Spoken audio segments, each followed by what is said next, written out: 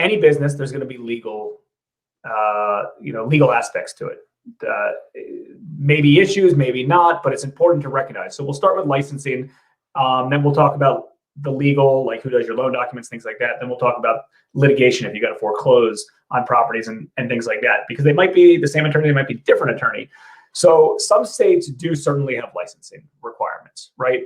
We're not going to sit up here and say which states do and which ones don't. To be honest with you, I'm not fully sure all of the ones that do. A lot of the Western states do. Some of the Southern states do. But there's few different types of licensing in general. There could be a broker's license. There could be a lender license. There could be a servicer license. So again, the right legal counsel will help you set those up, right? That's a speed bump to get started in the business. That's it. That's all it is a speed bump to get started. If you need a license, follow the rules, follow the law, and get a license. And if you don't need a license, even better. You don't need one, and you operate, but you got to operate legally and through the right manners.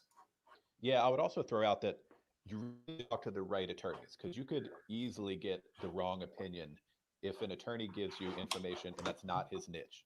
In the legal world, there are so many different niches, right? Just like doctors or whatever. And, a doctor who is an orthopedist shouldn't be giving you advice on, something related to your brain, right?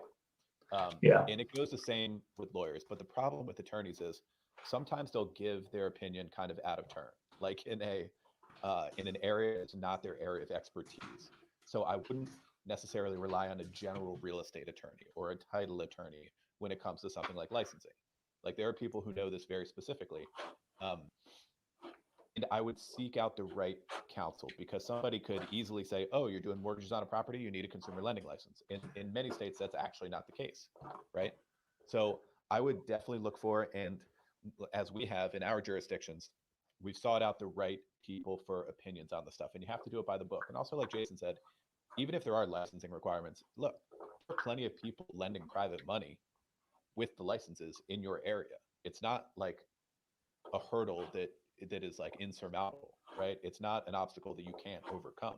It's just another box that you have to check in your business in that state, right?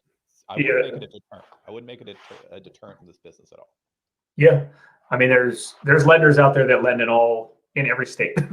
So, it's you can certainly do it. Just make sure you follow the right rules and guidelines by doing so. So let's talk about legal inside your business. And I think this is the one that most people have questions on. Who does the legal docs? Who reviews who does the title? A lot of people believe they should do them themselves. Oh, just send me your loan doc set and I'll just do docs. Well, guess what? So we lend in 6 different states. We have probably close to 100 doc sets based on that, right? They're different states. Sometimes there's LLCs, sometimes there's corporations, sometimes it's personal names, sometimes it's trusts, sometimes it's whatever it is, right? There's so many different variations in general. Now, a lot of the stuff is similar, right? Promissory notes, stuff like that, similar. But like, if you don't have the right mortgage or the deed of trust, first off, the title company's not even going to get that on record. It has to be set up the right way. So you have the front end of the recording, and then you have the back end of, are they tried and tested when it really counts, when you got to collect from that debtor and you got to go foreclose. And if you don't have the right document set in place, you're not foreclosing on that property. If it's not set up the right way, you might as well not even bring that loan whatsoever. Yeah, and even before we get into title review stuff, just related to loan documents, there's all kinds of stuff that even after thousands of loans, we wouldn't even feel comfortable doing ourselves. Like when it comes to just borrowers and guarantors. Of course, we know that from like a lending and underwriting perspective. Like oftentimes you have a business entity as the borrower and an individual as a guarantor, but sometimes it's more complicated than that. Maybe this business entity is owned by 2 business entities, right? And then those business entities are owned by a couple individuals. Okay, who's the borrower? Who's the guarantor? Who signs how, right? Who can sign for companies? Who's authorized to sign as the borrower? Does it have to be members? What documents do you have to have in place in order to show who can sign? These are all stuff that even we, after thousands of hard money loans, would not be comfortable doing ourselves. So definitely find the right attorney for loan documents who is very comfortable with commercial real estate doc sets. Yeah, commercial real estate doc sets, the important part. We've talked to a lot of people, and they're like, "Yeah, we can do doc sets," and then they don't understand the difference between a consumer loan and an investment residential loan. And we've done videos, and we'll continue to do other videos defining an investment or a commercial purpose loan. That was the term I meant to use, a business use commercial term, because you could be doing a loan on an investment property, and it still could be categorized as a consumer loan. If they're taking cash out of an investment residential property for consumer purposes, it could still be a consumer loan. So it's important to make sure you're following the right guidance to do so. But we've never believed that we should be doing the loan docs ourselves. It's a third party. We have private capital that we've raised for these deals. We want to remove ourselves from anything on the legal aspect of it. It's just cleaner. It's simpler. It makes more sense. And let's be honest, the borrower that you're lending money to is paying for this stuff to begin with, right? They're doing, a loan. We charge typically $750. We've done 3,000 loans. We get very little pushback on that $750 attorney fees that the attorney charges. Yes, some of the repeat borrowers, I should say, that we've done lots of deals for, we might come down a little bit cheaper, $400, $450, $550, whatever the case is. But in essence, that's the industry norm. I mean, if you go to a bank, they're going to do loan docs, and their attorney is going to prepare them, or going to review them. So it's very, very important to do that. Now, the one thing that we talked about to our coaching group in the last event that we did was not having the title company doing these. You want to have a third-party attorney doing this. And the reason why is the title company isn't representing you, or they shouldn't be. They're representing the transaction or the title insurance company in general, right? You have, that title company or that title attorneys, there's the buyer, there's the seller, there's the lender, right? And they're kind of in there as a middleman to transact the deal, and that's it. So you really want a third-party person that's representing you. It's representing you on it. And again, most of these types of loans, there's not a lot of negotiation that goes back and forth related to you with the borrower. If you do, a $10 million commercial doc set, typically, you send it to the borrower, their attorney reviews it, your attorney reviews it, and there's back and forth, and you negotiate things in and out. It doesn't really work that much in this space. These are our docs. This is what works. This is everything you're signing, non-negotiable, and you move on. Backing up for 1 second, we see this a lot in the mastermind group, and this is a common thing for private lenders who don't do this full time, is that they'll contact the title company when they have a deal closing soon and say, hey, can you do docs for me? Can you do a note and deed of trust, mortgage? And oftentimes the title attorney will be like, sure, yeah, we have those docs to do that for you. And there's risk there because, like Jason was saying, that title attorney, if anyone, he or she represents the title insurer. And when you have an attorney, they're going to be asking for stuff in the title policy that's going to protect you more. If your attorney's not there, the title attorney who's just doing docs, when it comes to the title insurance policy, the lender's policy, they're not representing you. They're going to do exactly what the title insurer says. That could become a liability for you later. So just another reason, don't do them yourself. Don't let the title company do it. You have to have an attorney who specializes in the stuff, do your docs for each and every client. Yeah, and keep in mind, there's a difference between the legal side of this and the business side of this. We correspond with our attorneys on a regular basis because sometimes, there might be something that comes up on title review or in legal where, I don't know, something potentially comes up. Maybe it's like an old judgment that can't be released that could potentially attach to the property, and the title company is not willing to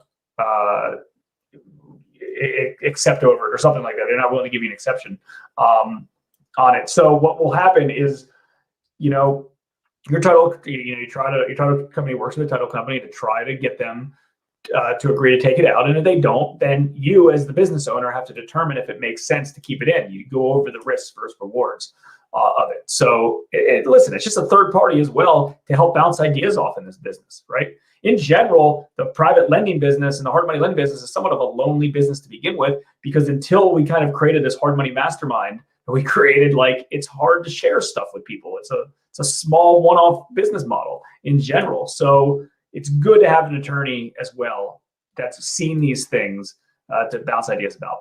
So then kind of the last L of the licensing, legal, and litigation for this podcast is litigation. What happens when a deal starts going sideways and you have to potentially protect your interests? You possibly have to send legal letters, potentially foreclose, file judgments, and things like that. Now, again, this might be a completely different attorney. We have a different attorney for these particular places. We like to retain high cost pit bull law firms to go after our collections, right? Not necessarily someone that, will write a letter, be nice, hey, you guys owe us money. If it gets to the point that they're in default, meaning like we've done everything we can, we can't get a hold of the borrower, they won't pay us, it's time to foreclose. The foreclosure process isn't a quick process, right? So we want someone to put the screws and really kind of put their foot on the pedal to help us out to do whatever we can. Because if a borrower walks away from the project or they're not paying you, bad things typically happen or could happen. Yeah, so here's some of our experience with litigation over the past 12, 13 years of lending private money. Okay, so first of all, the person who does your loan docs, they're a transactional attorney. Like this is what they do in real estate transactions. They're not a litigator. So I would not think that the person who does your loan docs is going to be able to foreclose or represent you in a bankruptcy or something like that. Those are going to be two different people.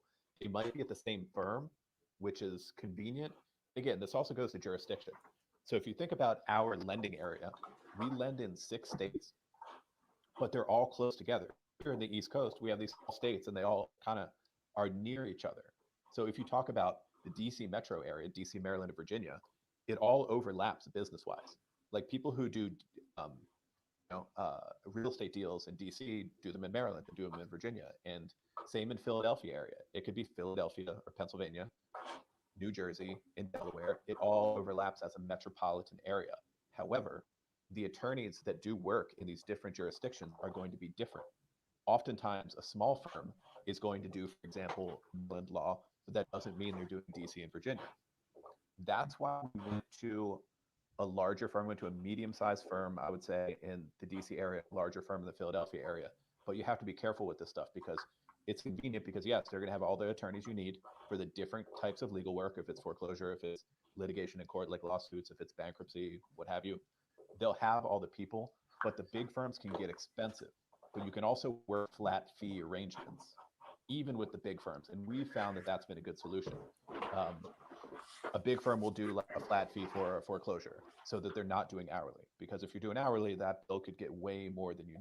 But at the same time, on the other hand, a smaller firm might be cheaper, but then they can't do the other stuff that you need. They're like, oh, we do foreclosure in Pennsylvania, but we don't do Jersey, right? And then you end up working with a bunch of different law firms, and it becomes a mess.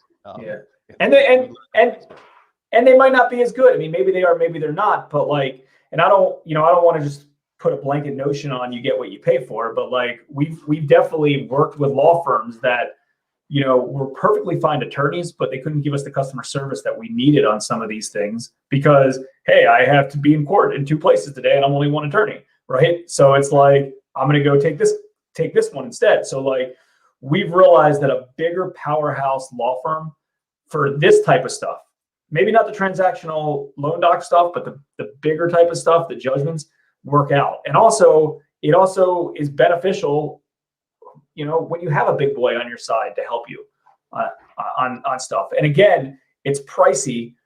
But again, that potentially gets pushed back to the borrower, if they are in default.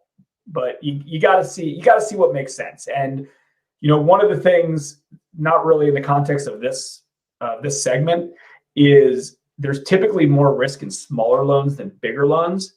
And the reason why is, let's say you do a 65 LTV loan on a $100,000 property. That means you have $35,000, forget percentage wise, right? You have $35,000 in equity cushion.